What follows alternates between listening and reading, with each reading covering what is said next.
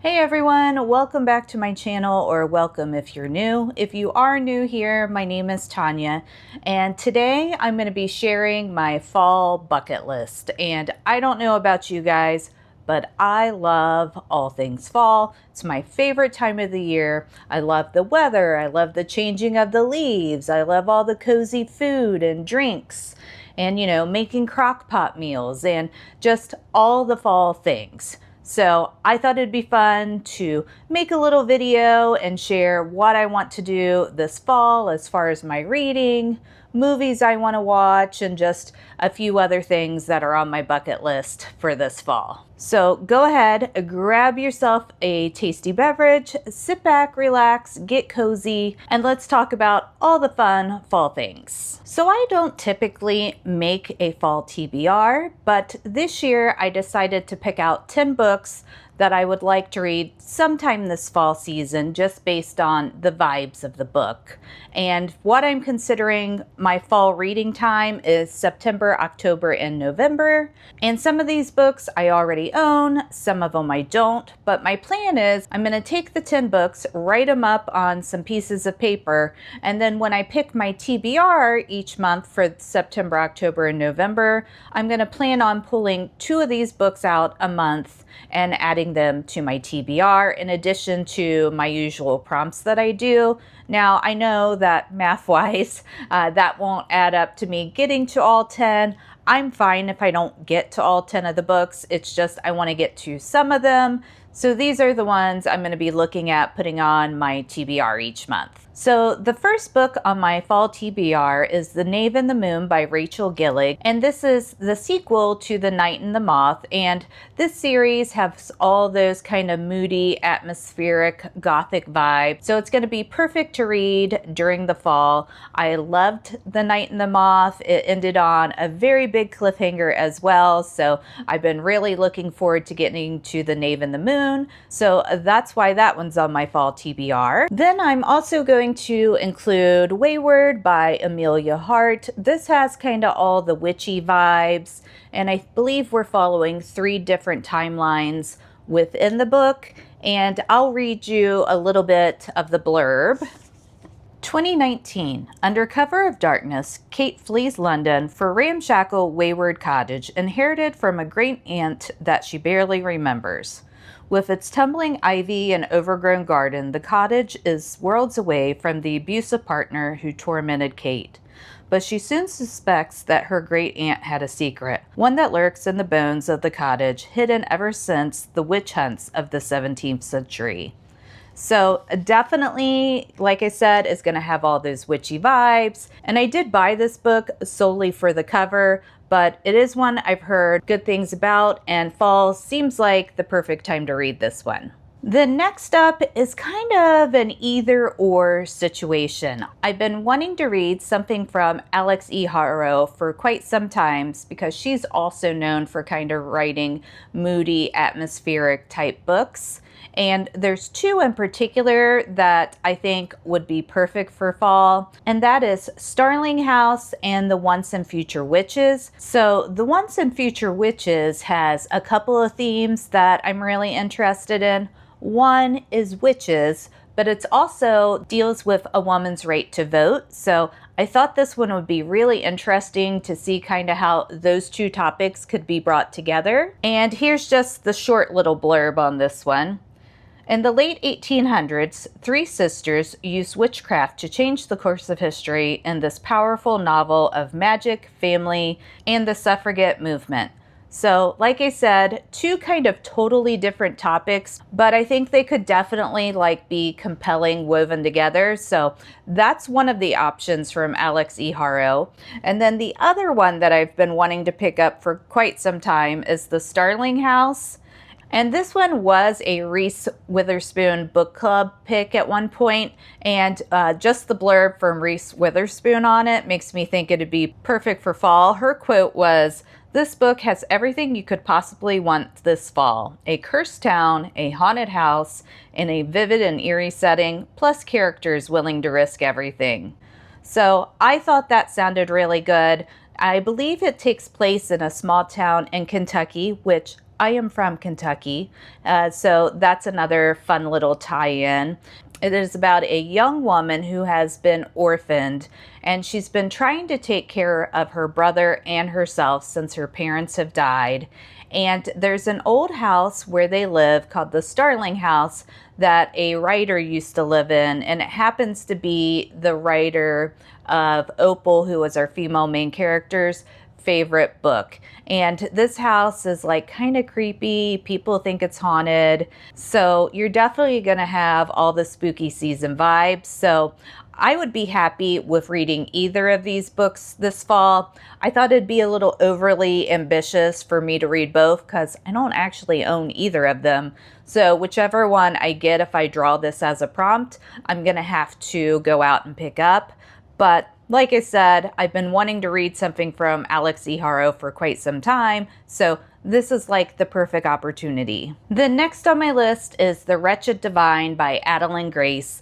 And this one is a new release. It comes out the end of September. I have already pre-ordered it, so I will actually have a physical copy of this book.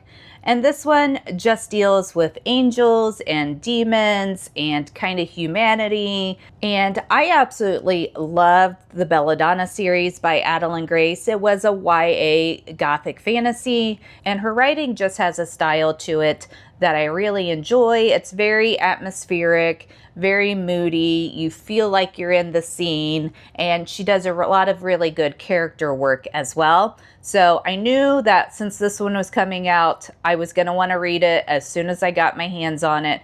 And it's also dealing with angels and demons, which is also something I really love reading about in books. Anything that's kind of celestial in nature. And this is one of my most anticipated reads of the year. So definitely planning to make it to this one. Whether or not I pull it out of the jar or not, I will be reading The Wretched Divine this fall. Then I have Bride from Ali Hazelwood. I've actually never read an Ali Hazelwood book, so this would be kind of me tiptoeing into her writing. I know she does a lot of STEM romances, but Bride is a paranormal romance, and she has 2 books, I believe, that are kind of in this interconnected series. And Bride is about a werewolf and a vampire who end up in a arranged marriage in order to, kind of keep the peace. And I thought that definitely had all the fall vibes as well, with the, having the werewolves and the vampires. Plus, I'm just really curious about Ali Hazelwood's writing, so would love to get to this one this fall. Then I have The Very Secret Society of Irregular Witches by Sangu Mandana, and sorry if I'm not pronouncing that right. I'm not great with names, and I always try to do my best, but there's a good chance I got that wrong. And this one's a cozy fantasy, which I don't read a ton of cozy fantasy, but I did hear great things about this book last year, and since fall is cozy season, I thought it might be fun to pick this one up and kind of see what I think about it. It is about a witch named Micah who has been living on her own. Witches aren't really supposed to congregate together to kind of keep the fact that they exist as a secret, but she gets the opportunity to go to this orphanage home and teach 3 young witches how to be a witch, essentially. And she does end up taking this opportunity. She's kind of tired of living by herself, and that since she was an orphan, this could be a good way to kind of, pay it forward.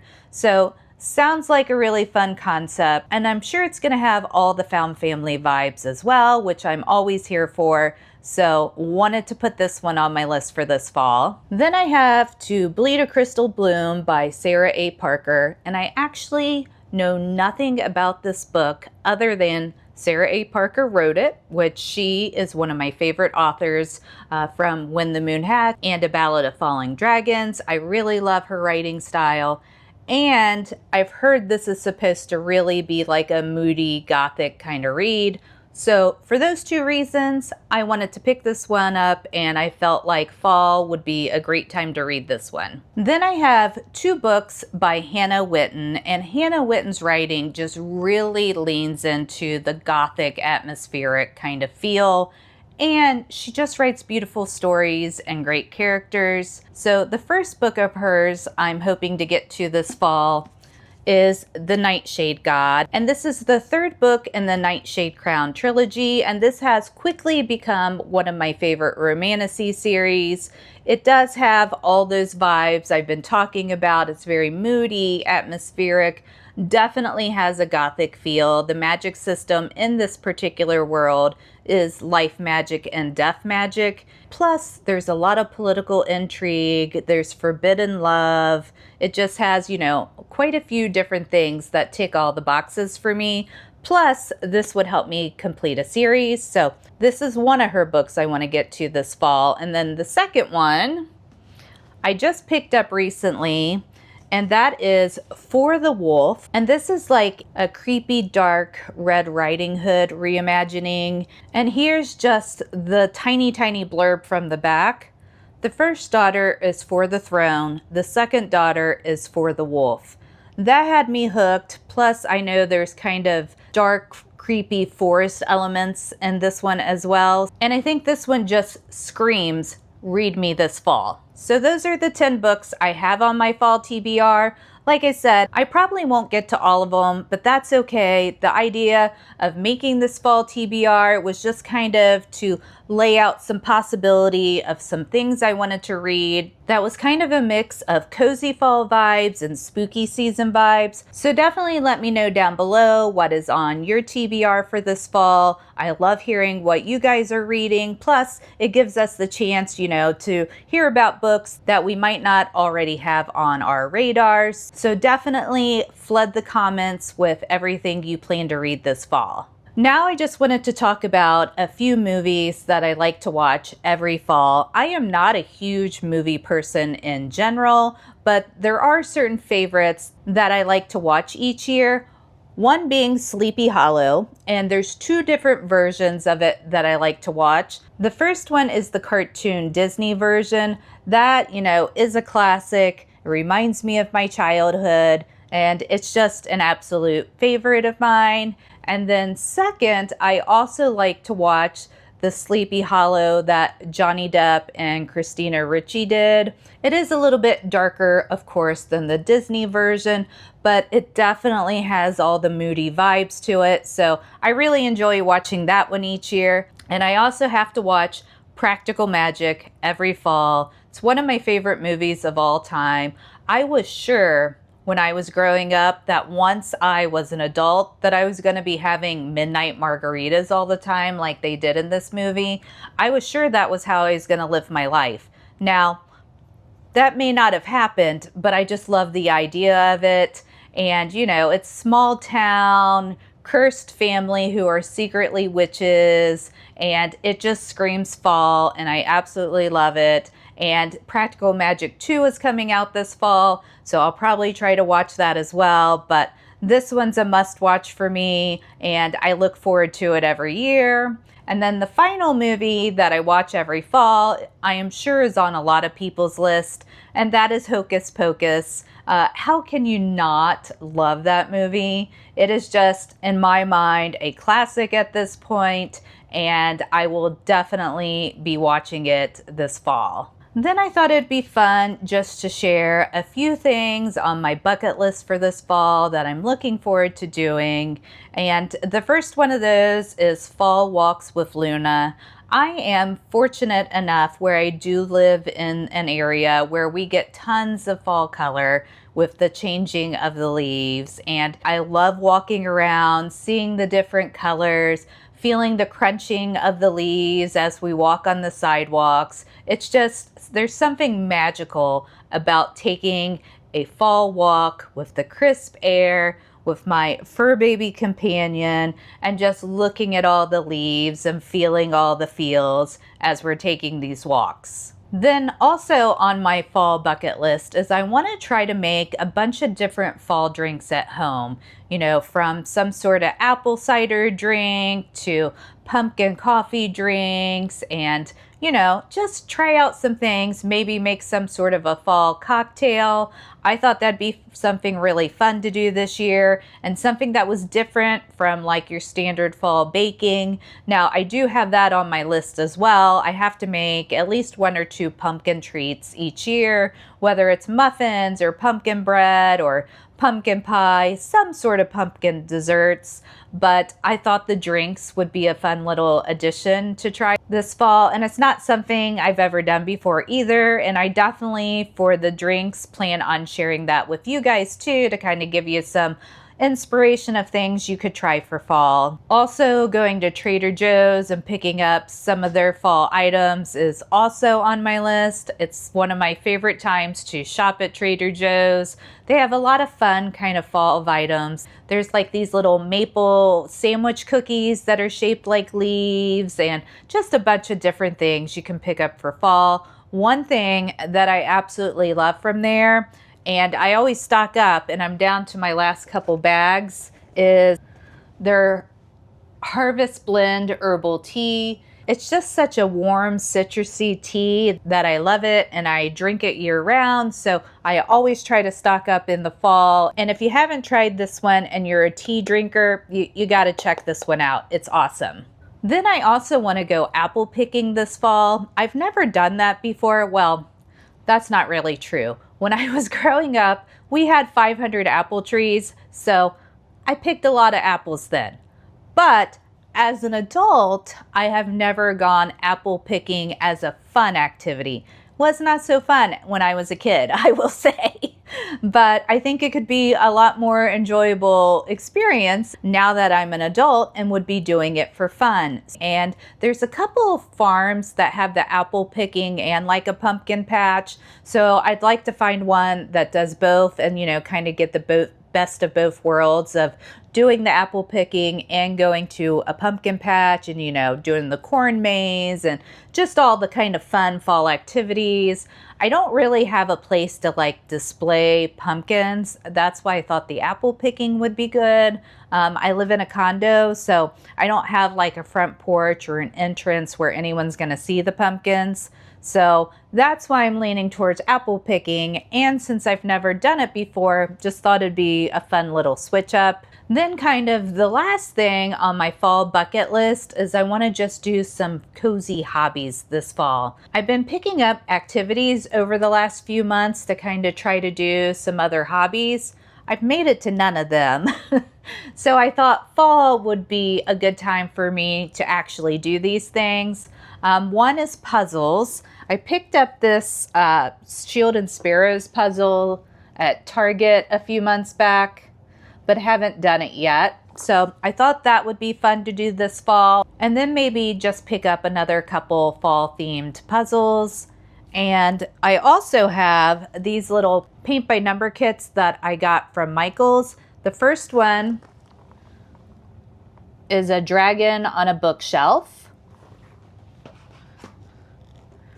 And then this one is a castle. And they come with like a little gold frame. And I thought this would be fun to display on my bookshelves, assuming that I can actually paint by numbers and they turn out well. I mean, if they don't turn out well, I just won't display them. But I felt like it could be a good audiobook activity because most of my audiobook listening is when I'm walking Luna or in the car. So I thought these kind of cozy hobby activities would be a good opportunity for me to listen to my audiobooks while doing kind of a different activity than I normally do when I'm listening to them. So that's kind of what I was thinking there. So that is everything that was on my fall bucket list. And I would love to know what's on your bucket list for this fall. What books are you going to read? What movies do you like to watch? If there's any sort of fun activities that you like to do in the fall, definitely let me know down below in the comments. And thank you so much for being here and hanging out with me today. I love getting the chance to talk to you about books and life and, you know, just all the things. And I wanted to let you know how much I appreciate you being here. So thank you again. I hope you have an amazing rest of your week. Take care, keep reading, and I'll catch you in my next video. Bye.